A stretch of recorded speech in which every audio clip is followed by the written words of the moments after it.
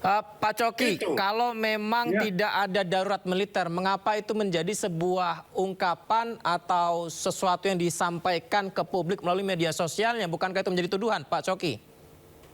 Kan ini seperti saya katakan tadi bahwa di kalangan masyarakat sipil saat ini, terutama di kalangan kaum terpelajar, ada apa yang saya sebut adalah fobia Orde Baru, gitu loh. Jadi kekhawatiran bahwa apa yang terjadi selama masa Orde Baru itu muncul kembali begitu. Apalagi misalnya indikasi-indikasi yang bagi beberapa orang menunjukkan bahwa kok ini sekarang TNI ini sekarang mulai menduduki posisi-posisi tertentu gitu loh, yang apa menurut mereka ini sudah melampaui batas misalnya. Kemudian ada juga pandangan-pandangan bahwa ya tadi seperti tadi peristiwa kemarin ini kan sampai sekarang masih teka-teki, tanda tanya gitu loh ya, belum ada jawaban yang pasti. Apa sebenarnya yang terjadi sih gitu loh. Itu sebabnya mengapa kemudian masyarakat sipil kemudian mengusulkan supaya dibentuk TGPF, karena upaya misalnya aparat kepolisian, aparat hukum yang sekarang juga untuk mengungkap apa yang terjadi tidak jelas. Bahkan kemudian polisi hanya menangkap atau mereka sebagai pegiat media sosial dengan berdasarkan undang-undang ITE. Lihat apa yang diterima oleh Del Pedro misalnya gitu ya, atau beberapa teman-teman yang lain yang di kota-kota lain misalnya. Jadi ini masih tanda tanya. Ya, itulah sebabnya wajar saya bilang tadi kalau kemudian muncul analisa-analisa spekulatif gitu loh, bahwa oh ini siapa nih ngambil keuntungan? Jangan-jangan ini ada yang main nih. Dan bukan hanya ini, ada media mainstream juga yang juga bersuara miring sama seperti juga Ferry Irwandi, Pak Foto juga tahu lah siapa media itu gitu loh, yang menuding bahwa oh ini TNI bermain juga gitu. Ini tidak terelakkan gitu loh, karena banyak pertanyaan-pertanyaan yang tidak terjawab gitu loh. Jadi kalau kayak begini tidak bisa menyalahkan begitu mudah gitu loh. Nah, yang saya katakan tadi, kalau TNI misalnya merasa ada pribadi-pribadi tertentu, ada pegiat bidang sosial yang kemudian menyerang mereka, mendisiplinkan mereka, tidak perlu misalnya secara terbuka datang menunjukkan ke kantor polisi, oh kita mau begini loh, nggak usah begitulah. Cukup misalnya dia dengan cara tertentu melakukan pertemuan tertutup, ya, tidak perlu umbar ke media massa bahwa ini loh saya mendeteksi begini, tolong polisi investigasi. Jadi kan lebih enak gitu loh. Kalau kayak begini kan terlihat kepada publik juga, waduh kok TNI seperti itu ya, kok cepat sekali ya gitu loh. Itu menurut saya karena saya sendiri sebetulnya juga masih debatable gitu loh. Apakah yang dilakukan Ferry Irwandi itu bisa dikatakan sebagai kategori menghasut,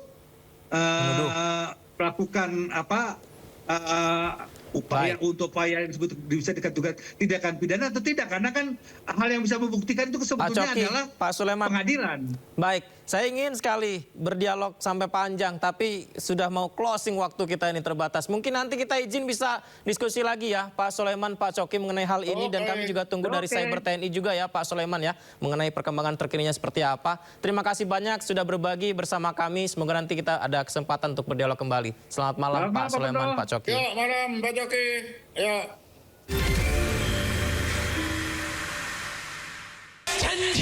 Stand here with the dream of building a new Nepal.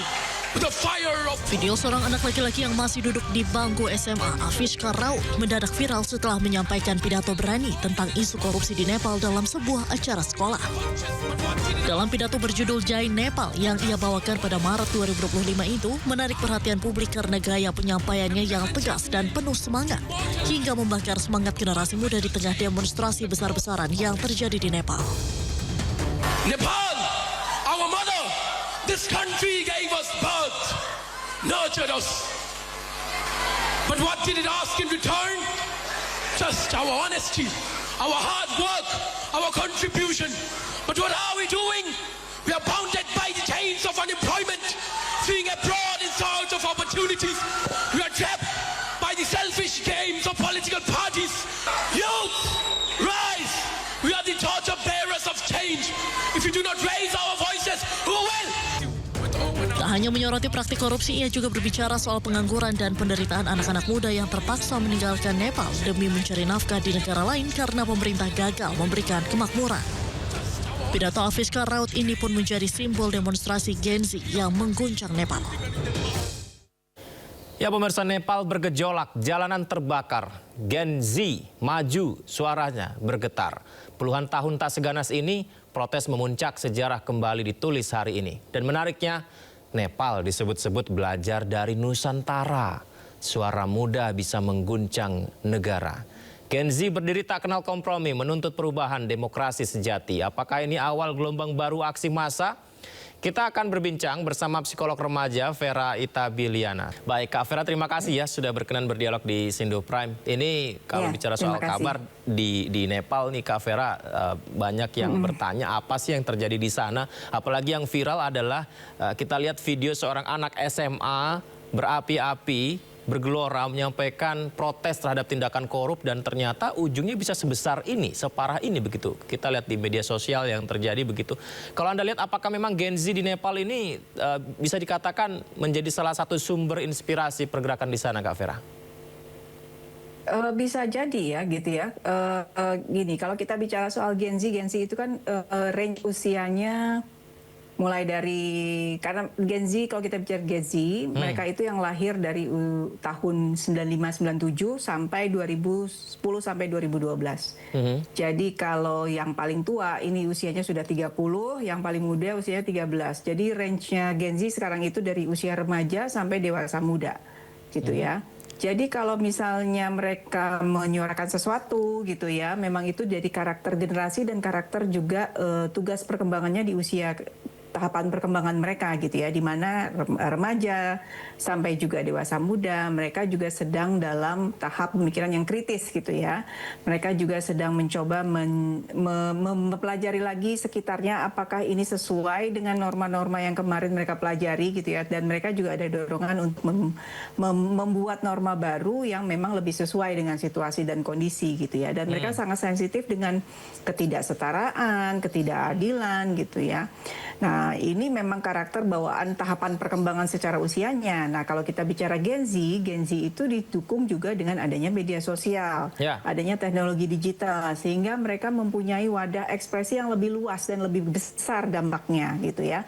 Nah, kalau tadi kita lihat ada pidato anak SMA di Nepal, apakah ini bisa berdampak secara luas itu ya sangat bisa sekali gitu ya, karena ya tadi itu ada media sosial yang bisa menyuarakannya lebih luas dan mencapai tidak hanya mungkin di Nepal saja, tapi di seluruh belahan dunia gitu ya.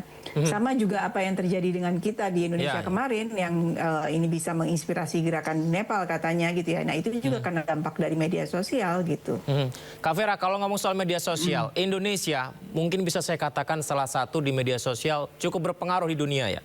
Banyak sekali yang viral dengan apa ya, goyangan, entah dengan apa tarian dari orang-orang Indonesia begitu di media sosialnya begitu. Nah, bicara soal pergerakan Indonesia kemarin ya, aksi unjuk rasa kemarin. Ini beberapa kali kan juga ada sesuatu yang disampaikan di media sosial, termasuk mengenai gerakan 17+8. Saya kira-kira jangan-jangan nih Nepal melihat ini begitu. Ternyata memang ada yang mengulasnya. Apakah ini salah satunya bisa saja terinspirasi gerakan 17+8 atau karena kegelisahan akar rumputnya, Kak Vera? Gini, mungkin kalau kita lihat background situasi politik, situasi ekonominya mungkin sangat berbeda ya, Nepal dan Indonesia, kita nggak bisa samakan gitu ya. Jadi bibit masalahnya mereka sudah ada, tapi cara penyampaian protesnya, cara penyaluran protesnya mereka itu bisa saja diinspirasi dengan apa yang mereka lihat melalui media sosial yang terjadi di Indonesia. Itu bisa saja gitu ya, karena kalau kita lihat sifat alaminya manusia kan ya meniru gitu ya, meniru, belajar dari observasi, namanya observational learning gitu. Jadi ketika mereka melihat ada perilaku tertentu yang mendapatkan hasilnya, dampaknya berdampak gitu ya, hasilnya signifikan, ya mereka akan mempelajari itu lalu melakukan hal yang sama gitu untuk mencapai hasil yang sama juga gitu.